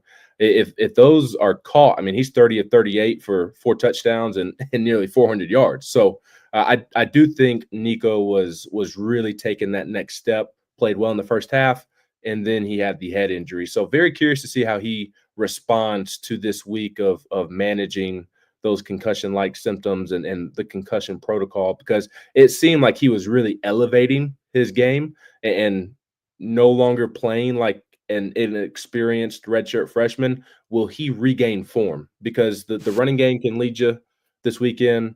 The defense can lead you this weekend. But in order to beat a team like Georgia in their building where they do not lose, your quarterback is going to have to make at least a couple of plays here and there, whether it's on third down, in the red zone, fourth quarter. He can't be a total game manager. He's going to have to make some plays as well. And if he shows up and plays like he did second half Alabama, Kentucky, first half against Mississippi State, then maybe all 3 phases of the game do click at once. You talk about the running game. How many carries do you have to get out of Dylan Sampson to get out of Athens with a win tomorrow night? Ooh, it's probably a big number. He ran for 30 last week. It's probably in that same ballpark, if not a little bit more. That's an aspect of the game that I'm interested in learning more about Tennessee, because there are some concerns. I wouldn't call them red flags, but there are some footnotes that have my attention within that matchup. The offensive line has been playing better the last couple of weeks, but they're also a little bit banged up. Just dealing with nagging injuries. Andre Kartz, left guard, he did not play much last week. Will he be able to get back in there? Javonte Spraggins, Cooper Mays, they've been dealing with some nicks and knacks. John Campbell Jr. just has a chronic issue in his knee that he has to manage from game to game. So your offensive line is a little bit beat up. And of course, you're not going to be 100% healthy at this point in the season. But they're managing things best as they can. And then Deshaun Bishop is out. And I think that's a critical absence for Tennessee this weekend, because obviously Dylan Sampson is going to be relied upon a ton. But you'd like to manage his carries in the first half so you can kind of let him loose in the second half, as we've seen them do a ton this season. So Peyton Lewis, the true freshman, looks like he's going to be thrust into this environment. And the thing you worry about most with a true freshman in this type of game is, can he hang on to the football? Can he hold up in pass protection? And that's going to be put to the test. And even Cameron Seldon, he hasn't played a ton this year. He's a redshirt freshman, but will he also be able to hold up in those areas as well? So Dylan Sampson is going to be relied upon a ton in this game. And even he had an awkward-looking injury last week, and I was surprised that he returned to the game, quite frankly, and certainly was surprised he carried the football as much as he did after that scary-looking injury. So there's some concerns there that I could see rearing its ugly head in this matchup if an injury here or there progresses to make things even worse on Tennessee. But there's no doubt they're going to feed the football to Dylan Sampson a ton, as they should. If Tennessee's going to win on Saturday night, it starts with running the football with Dylan Sampson, something they haven't been able to do against Georgia under Josh Heupel. I think that 30 to 35 range is probably what you're looking at. You've got UTEP next week. He doesn't have to play in that football game next week. Just let him just completely off the leash this week and let him carry you to what you would hope would be a victory based off of his workload this week. Ben, this Tennessee program is facing a wounded dog this week, both literally and figuratively, as they head down in between the hedges to face Georgia. This is a kind of unusual scenario for Georgia to be in regular season-wise. Kirby Smart and this program do not normally look this way in the regular season, not since his first year down there in Athens. They got their tail handed to them last week against Ole Miss, and they didn't look very good against Florida as well before DJ Lagway got hurt. Ultimately, what is the difference for this Tennessee program in your eyes if they can go in there and get a win in this one? Obviously, they have not had a lot of success against Georgia since that 2016 victory in Athens. Georgia has won by double digits in those last 7 ball games. So what do you think the difference is if Tennessee is supposed to go in there and get a win tomorrow night? Yeah, it's the physicality in which they play with. I don't want to say that the previous couple of teams under Josh Heupel have completely lacked physicality, because I don't think that's the case. It's just that Georgia's level of physicality has just been on a completely different level. And it's why they've been able to win 2 championships under Kirby, and they've been so hard to beat inside of Sanford Stadium. But Tennessee has, especially on the defensive side of the ball, with the defensive front and what they have built on the edge with James Pierce Jr. and Joshua Josephs, what they've built on the interior. I mean, they can go 6'8" defensive tackles, truly, and not have a drop off. And there are other defensive ends, Jason Jenkins, Dominic Bailey, who aren't playing that Leo, that the edge rusher outside linebacker position that James Pierce Jr. and Joshua Josephs play. That the more traditional defensive end, that they have 3 or 4 guys at that spot as well. There's not a deeper defensive line truly in the SEC. And to me, that's the difference in this Tennessee football team, is that the defense leads the way, and the defense leads the way because of the physicality up front. The SEC is a line of scrimmage league, and Georgia got the best of Tennessee in a lot of ways the last couple of years, but at the top of the list with how they dominated Georgia, or how Georgia dominated Tennessee in the trenches. That's been the biggest difference the past couple of years. So I think that's why, a lot of people are picking Georgia to beat Tennessee. I am going bold this week, and I picked Tennessee to beat Georgia. And a big reason why is because I think Tennessee is going to be able to hold up in the trenches. I think they're going to be able to run the ball. I think that Tennessee's defensive front is going to replicate what Ole Miss's defensive front did a week ago. Ole Miss's defensive front is very talented on the edge, on the interior, and Tennessee's right there neck and neck, if not a little bit better than Ole Miss in that area. So that's the biggest difference for me when evaluating this Tennessee team and projecting them on Saturday night is they haven't been able to come to hang with Georgia physically. And it's not just a line of scrimmage. Tennessee's receivers have been bullied as well the past couple of years, and have not helped the offense get going and made them very one-dimensional. So it's a big game for a lot of people in that regard on Saturday night. Tennessee's receivers need to step up, be more physical on the perimeter, help out the running game. But again, ultimately, I think the biggest difference in this Tennessee team going into Athens compared to the past couple of years when they've matched up with Georgia is just how talented and how physical they are along the defensive line. Yeah, I'm glad you mentioned the Tennessee defense. Georgia offensively is explosive. They showed it in the Alabama game in their comeback in the second half. They showed it against Texas that they can put points on the scoreboard really quickly. On the opposite hand, though, Carson Beck has been very turnover prone the last couple weeks, to say the least. So defensively, what is the game plan for Tennessee to try to replicate that and force him into some situations where he's turning the football over and creating short fields for the Tennessee offense to cash in on? Yeah, I think the Tennessee defense has to be aggressive and really try and generate pressure on Carson Beck, which I think that they will do. The Georgia offensive line has been struggling of late. They're dealing with some injuries. I mentioned it a moment ago that the tackles they've been struggling from the jump this season since the first couple of weeks of the year. Georgia's tackles have been struggling, and now they get to deal with James Pierce Jr. and Josh Josephs, which isn't ideal if you're the Georgia offensive line coach to try and get that group going. But I am interested to see how aggressive Tim Banks is, because with it's not just the tackles either. The interior has struggled, and they're banged up as well for Georgia. Can they get home without bringing additional pass rushers? If so, then obviously you can drop more into coverage. You can disguise coverage and potentially trick Carson Beck into some mistakes. So I think Tim Banks has to hit that perfect mix of being aggressive, but also relying on your four down front generating pressure, because they're going to be capable of doing so. But that's where it all starts for me. Georgia can't run the football right now. They do have Nate Frazier. He's made a couple of plays the last 2 weeks. Maybe I shouldn't say that they can't run the football at all, but the running game is a big question mark for Georgia at the moment. 3 guys listed as out. Trevor Etienne is out. That leaves Nate Frazier, who had 2 late fumbles against Ole Miss last week, but otherwise has been productive the past 2 games. But I just don't see that Georgia offensive line holding up against this Tennessee defensive front. And with the limited amount of bodies in the running back room for Georgia, I don't see them being able to get the run game going either. So it's going to be up to Carson Beck to be able to make plays. And, Carson Beck has gotten a lot of the blame the last several weeks, and I'm not suggesting that he has played well. He has made some very silly mistakes and forced the football into situations where he shouldn't have. But he's also not getting any help from anybody. Talk about the offensive line and the running game. The receivers are not consistently getting open. They're not consistently catching the football. He doesn't have Brock Bowers, Lab McConkey as his safety valves to kind of bail him out at times.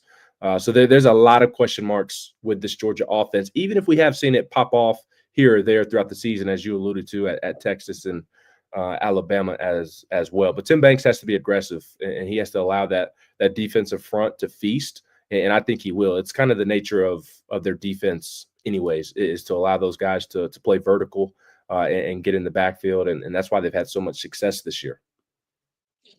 Last thing, and I'll kick it back to Mo. Obviously, this is a must-win game for Georgia. This is an elimination game for their playoff life.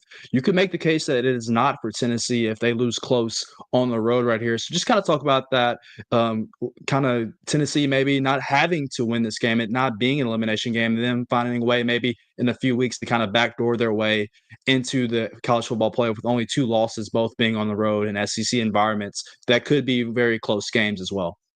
Yeah, absolutely. It is absolutely an elimination game for Georgia. It's not quite for Tennessee, as you mentioned. There's still a path to get into the playoffs if you lose this football game. But Tennessee needs to treat it like it is an elimination game. They don't need to leave it up to the selection committee because they can't be trusted, quite frankly. You just don't know what they're going to prioritize from week to week. I mean, one week they're prioritizing this criteria. The next week they're prioritizing a different criteria. They have silly responses when asked about why this team is ranked ahead of that team. And I mean, it doesn't matter midway through November because there's still so much football left. And like for Tennessee, like it does control its own destiny. If you go in to Athens on Saturday night and you win, and you don't have a letdown against Vanderbilt, of course, in 2 weeks, then you're going to be playing for an SEC championship game. And that SEC championship game, it allows you to play for an SEC championship, but it also allows you the opportunity to play to avoid a 4th elimination game. And I realize that a home playoff game would be awesome. That'd be huge. But I would rather play in 3 elimination games potentially than 4. Allow me to skip over an elimination game if possible. And that's what Tennessee will be playing for. If it wins. And I don't see the committee holding a loss in a conference championship game against the team while others were sitting on their couch twiddling their thumbs. That would be bad business, very bad business, and really bad for the sport. So Tennessee needs to treat it like an elimination game because you just don't know which way the committee is going to roll with the wind. You don't know which way their wind is blowing. Again, you don't know what they're going to prioritize. So don't leave it up to fate because the committee cannot be trusted. And it already kind of seems with some of the moves that they made this week that they would maybe prioritize some things that don't benefit Tennessee's resume. So just don't leave it up for chance. There is still technically a path to the playoffs, but Tennessee needs to treat it like an elimination game, just like Georgia is. I agree wholeheartedly with everything that Ben McKee of GoVols 24/7 just said, because, it's almost like the committee is setting this thing up for Tennessee if they lose at Athens for this to be an elimination game, because, like you said, they're pointing to the fact that, other than Alabama, they've not beaten a ranked team. Oklahoma was ranked at the time, but surely that's not a win that carries a whole lot of weight at this point. And so, you've got everything in your hands. The best thing to do is to go and take care of business tomorrow night. But I don't know that this is not an elimination game for Tennessee, even with 1 loss. Yeah, I'm with you. I think they're putting too much weight on the win-loss column, and I realize that may sound weird. But my point is that all 10-2s are not created equal. All 11-0s are not created equul. Indiana and BYU, I think they're better teams than what you see on social media, people talking about. I think people are getting caught up in the logos on the side of the helmet. I do, of course, think that Indiana and BYU, even Miami, would lose to the tier 1 SEC teams, the Alabamas, the Tennessee, the A&Ms, Georgias, so on and so forth. But those tier 2s and tier 3s, like I think Indiana and BYU would obviously beat Auburn, probably would beat Florida. Some of those teams in the league right now would beat Vanderbilt. But I don't think they'd beat South Carolina. I don't think they'd be able to hold up with South Carolina's defensive front. I think South Carolina's defensive front would terrorize both of those teams. So, propping up Indiana and BYU solely because they are undefeated, when if you were to give Tennessee and Alabama and whoever, A&M, Georgia, Indiana, and BYU schedule, I guarantee you those teams would also be undefeated. So all undefeated records or 10-2s are not created equally. It's just not, because of the disparity in the strength of schedule. Playing in the Big Ten, playing in the Big 12, it's just not the same as playing in the SEC. So I wish they would take that into more consideration, but it doesn't appear like they're going to do so, which is why Tennessee needs to go out and handle business on Saturday night and not leave it up to fate. Great year for Tennessee to not play South Carolina, looks like. Yes, that I think Tennessee would still win, but yeah, that defensive front of South Carolina, not fun to deal with. Lenore Sellers too, when he's got it going, he's getting better, man. Yes, he is. I'm with you. Tennessee. I mean, I think Tennessee top to bottom is better than South Carolina, but just a game that you would like to avoid. I'm with you there. I thought Texas A&M was better. I did too. I did too. So I mean that one, A&M, that was a reminder that Mike Elko's in his first year. So he's gonna be good to go. But it's his first year, and once he gets further and further away from the Jimbo Fisher era, he should be perfectly fine. No question. Ben McKee of Go Vols 24/7 joining us here on Main Street Sports today, presented by the Tennessee Orthopedic Alliance of Columbia. You heading down in the morning? Yes, first thing in the morning. Got to make sure I get to campus before the Georgia Bulldogs get out on the roads around there. or after they're in for the night. So yeah, both of those. But yeah, Ben, be careful. We appreciate you spending some time with us, and we will catch up with you soon. Absolutely. Always enjoy it. Hope y'all have a great weekend. Thank you. You too. Let's take a break here on Main Street Sports today, presented by the Tennessee Orthopedic Alliance of Columbia. When we return to the Lee Company studios, it won't be David and I, it will be Wade and I as we pick the Wonder Slate. 10 of this weekend's college football games against the spread. We'll be efforting to get some winners. So, David, appreciate you hanging out with us this afternoon, and be safe out there tonight, and we'll catch up. Yep, appreciate it. Y'all have a good one. All right. Let's go ahead and go to a break. And again, when we come back here to the Lee Company studios, it'll be me and Wade and the Wonder Slate. Stay tuned after this.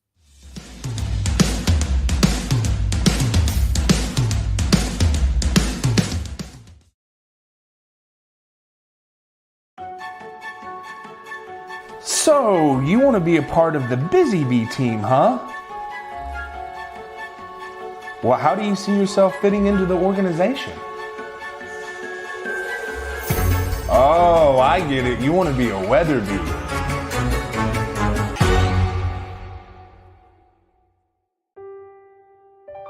This holiday season, the largest lantern festival in the country returns to Nashville Zoo. Experience more than 1,000 all-new, handcrafted lanterns, towering creatures, magical worlds, and a North Pole village. At the center of it all, the Smashville Ice Rink. Welcome back to Zoolumination at Nashville Zoo. Bigger, brighter, and better than ever.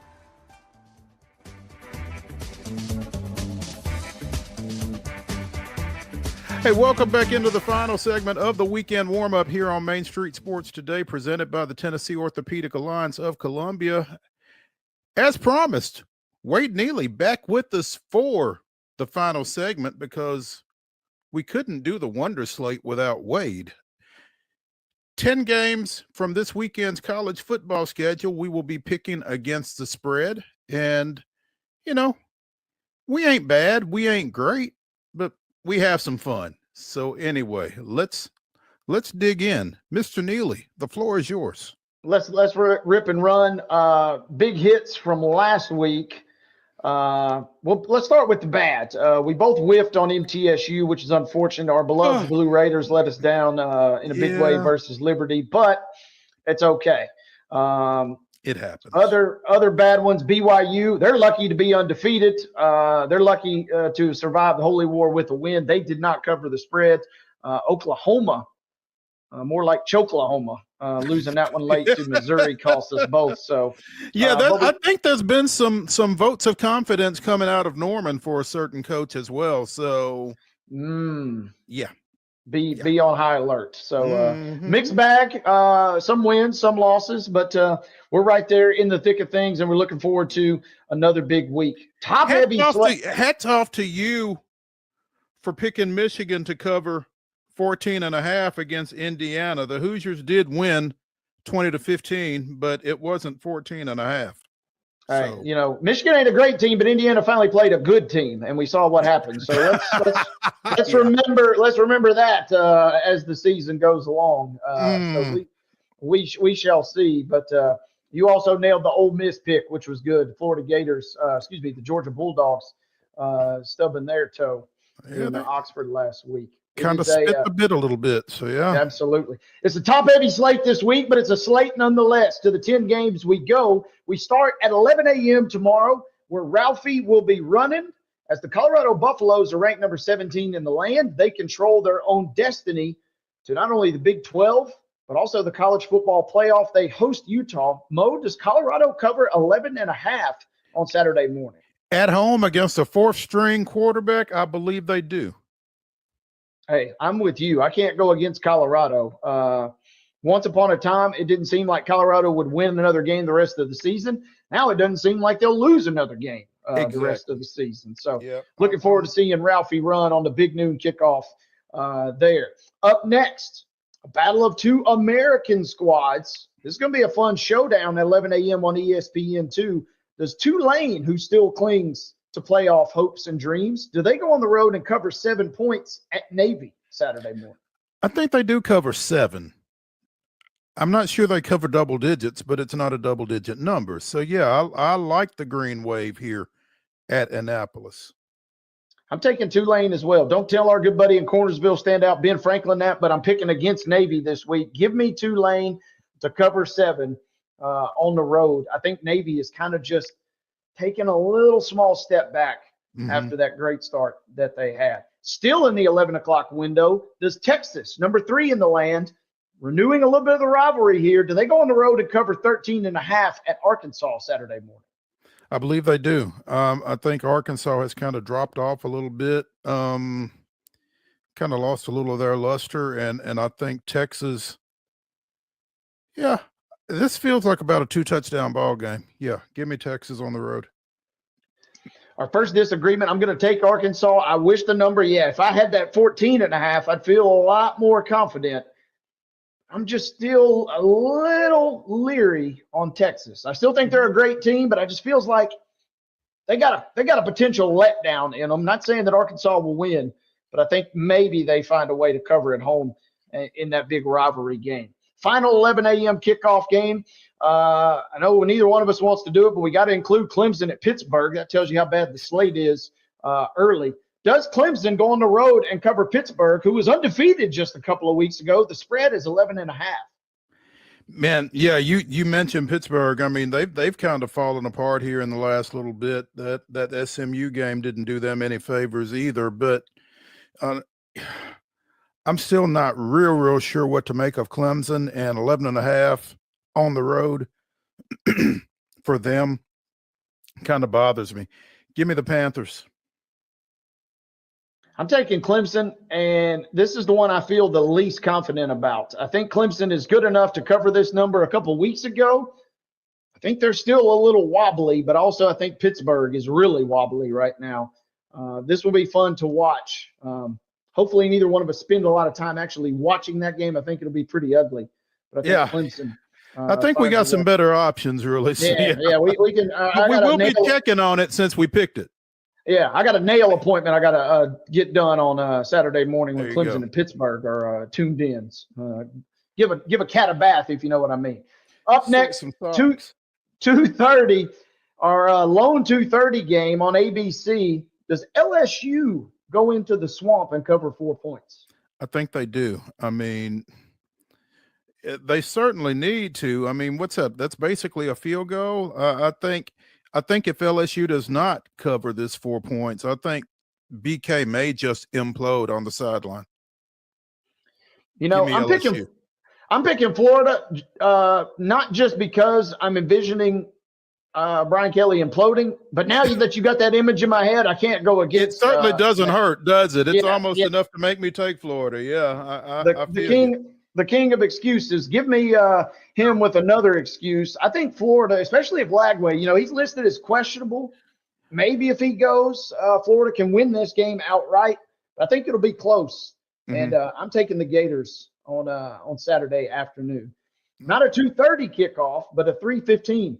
The token 3:15 SEC network game is number 23 Missouri at number 21 South Carolina. The Gamecocks are favored by 12.5.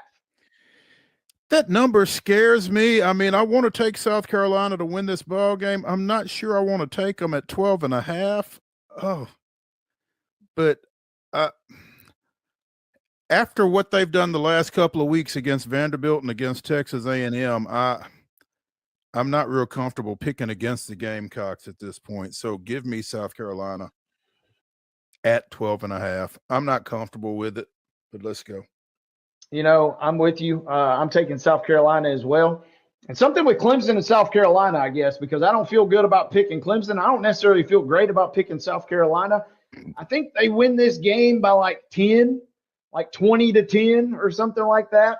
And Missouri maybe squeaks out a cover. I think South Carolina's never any danger of winning this game, but I'm going to pick them. And I'll just have to see what happens. They are a hot team, so at least we got that going for us. 27-13 is a cover for South Carolina. There we go. And I can see something like that. So yeah. Okay. You've talked me into that one. I like that one there. Makes me feel a little more at ease. Thank you for doing that. Into the night window now. Does Oregon, the number one team in the land, go into Camp Randall Stadium where that'll be rocking and they'll be jumping around? Does Oregon go on the road and cover 14 at Wisconsin? Goodness, they will be jumping around, man. And 14 is a lot on the road.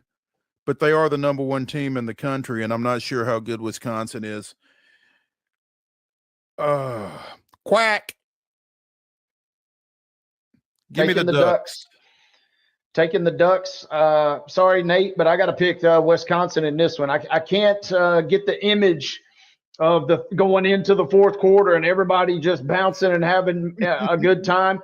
This is maybe a close game late and Oregon pulls away, but I don't know that they pull away by 14. I say Wisconsin covers this game. And if Oregon does go on the road and cover 14, I think that really speaks to they're justified in that number one ranking in my mind. Yeah, I would agree with that. Up next, two teams that are just waiting. I mean, just waiting in the wings. It's an elimination game for Arizona State and Kansas State. If Colorado or, BYU a couple of times, if either one of those teams stumble, the winner of this game is in prime position to get back in the Big 12 race. Does Kansas State cover 8 at home versus Arizona State? I think Kansas State does cover 8. Arizona State has been a feel-good story this season, I think, with the new coach, Kenny Dillingham. They're playing some pretty good ball. But, they got to go to the Little Apple, baby. I like the Wildcats here. I'm taking Kansas State as well. I want to pick Arizona State. They've got their running back, Cam Scatterbo, back. This kid is explosive, but I can't do it. I can't do it. I can't pick against K-State. Like you said, you don't just casually roll into the Little Apple and cover 8. I think Kansas State finds a way to win, maybe by 10, and then they will just be scoreboard watching to see what happens with Colorado the rest of the season. 6:30 kickoff as we wind down here. 2 more games to go. Does number 7 Tennessee go between the hedges and cover a 10.5-point underdog role versus the Bulldogs? Man, You know, we had Jordan D. Hill on yesterday talking about this game. He picked it 21-10, which, as I see this number, yeah. So, did he look at our slate? I don't know if he did or what, man. It seems like he has some sort of insider information. I feel like Tennessee's going to score more than 10 points. Now, I don't know how, particularly if Nico doesn't play, but I think Tennessee covers. I don't think Tennessee wins this ball game at this point, but I do think Tennessee covers. I'm picking Georgia, and the half may make me laugh, as our buddy Scott Combs would say, but I think Georgia, according to Kirby Smart, Georgia has never in the history of their program played a night game or a home game. He's been singing "Woe is me" all this week. I think the energy in that place will be off the charts as much as it could be after a bad loss last week. Right. I think Georgia finds a way, a little too much uncertainty about Tennessee. And if it's a 10-point loss, we'll just have to roll with the punches. But I think here's Georgia the thing. finds a There's way. uncertainty about Tennessee offensively. There's not That is true. uncertainty about Tennessee defensively. And given the way Carson Beck has played the last few weeks, you feel like he's going to throw Tennessee one or two. If they take one of those to the house, you got a different ball game. That's kind of what I'm depending on as far as Tennessee covering. Now, again, that's above. That's how they get more than 10 points, I guess, right? Yeah, quite possibly. So, yeah, again, I've got Tennessee in this one to cover. I think it'll be a fun game. Would not be surprised if it's an ugly, ugly game and it's a slobber knocker going to the fourth quarter. But I think Georgia's got just enough firepower to cover that number. Should be fun. 6:30 again, kickoff on ABC. Closing out the Wonder Slate, Kansas, the hottest bad team in the country. Here's a fishy line, Mo. Vegas throws us a rat line every week, and this is one. Why is Kansas, or better yet, why is number 6 undefeated BYU only favored by 3 at home in a 9:15 kickoff versus Kansas? That's a heck of a question when you put it that way. I mean, BYU really had to battle to survive in the Holy War last week. I think they kind of take that mulligan there, though, and build on it. I know Kansas is playing some really good ball, but they got to go to Provo. And I think BYU covers 3. I think this is about a touchdown ball game, probably. Give me the Cougs. So, yeah, I'm taking BYU, but something is up. I've been wrong on these something's up games a lot this year, but something's up here. Maybe Kansas has turned it around. Maybe BYU's luck is finally due to run out, but I'm not taking that chance. I'm taking the Cougs as well. That place will be jumping. That's a 9:15 kickoff if you want to stay up late and see. Got to stay up late. You got Big 12 to open the day. You got Big 12 to close the day. My goodness, it's a long day if you're a Big 12 fan. But think about that. The course of emotions throughout the rest of that conference, right? You got Colorado early in the day if they somehow stumble. And then you got BYU at the end. All those other teams will be watching, like you said, all day long. All day. As will we. That's going to do it for the weekend warm-up here on Main Street Sports today. Come back and see us Monday at 2 o'clock right here in the Lee Company studios. Main Street Sports Today brought to you by the Tennessee Orthopedic Alliance of Columbia. We will see y'all. Have a great weekend.